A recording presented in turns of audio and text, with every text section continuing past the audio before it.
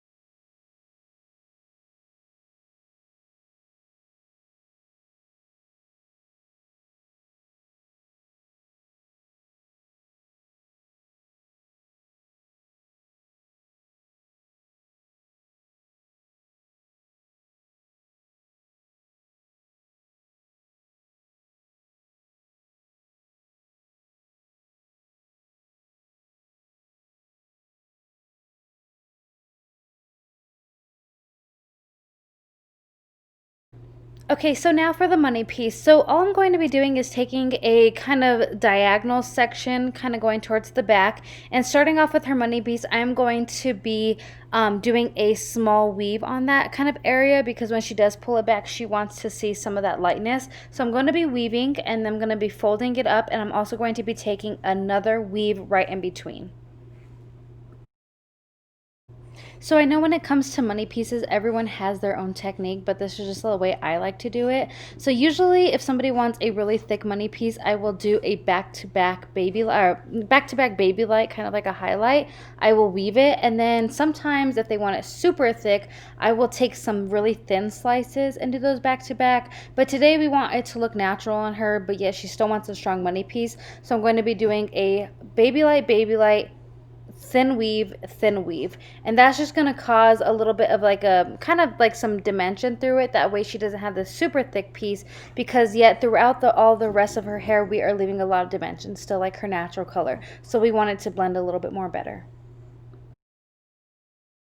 And the reason why I like to do it at an angle is because let's say my client likes to part her hair down the middle, or if she likes to part it the other way, this way it will go both ways. And also too, I will be doing another on the other side. When I get there, I will be doing another money piece, that way she has on that side. This is the way that she usually parts her hair, so I always go about the way that they do part it, and then I will go in from there. That way, just in case, let's say they flip their hair this way or they flip it to the right or the left, it will blend either way.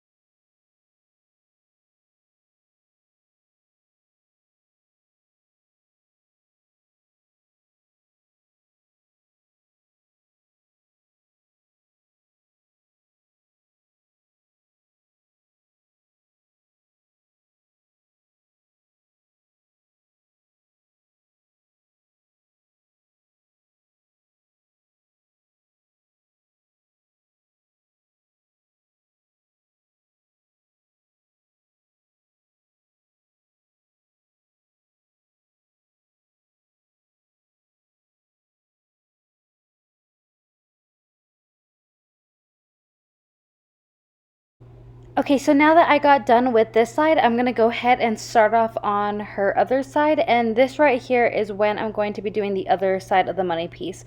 So like I said, it's kind of split into two because I always like to go on the way that my clients part their hair.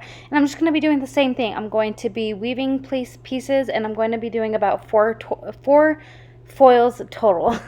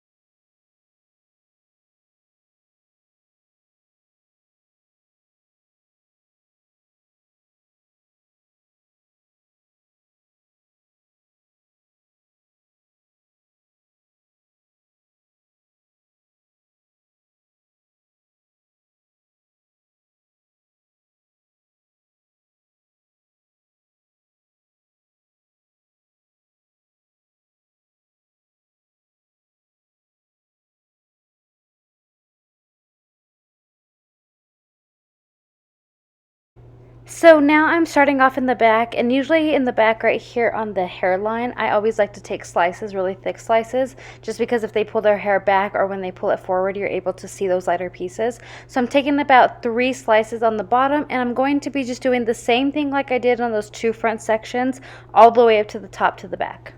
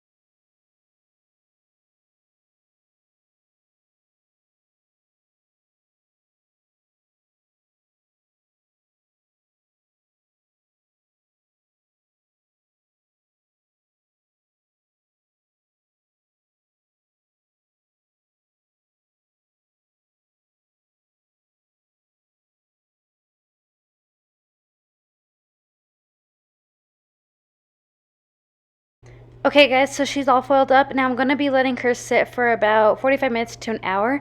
Now for the toner, I'm going to be using shades EQ 7V, 7N, and 8N. With the processing solution, I'm going to be leaving her for about 15 minutes.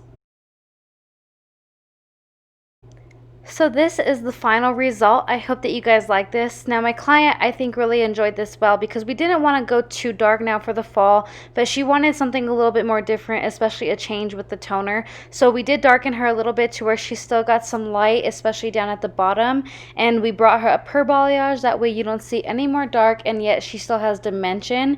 And I think it's a really pretty mushroom color. Now it's not too ashy on that mushroom side, but yet it gives her a lot of dimension still, and at least she doesn't have any more yellow like she did kind of going on. But I hope that you enjoyed this video, and I will be back with more videos. Bye guys.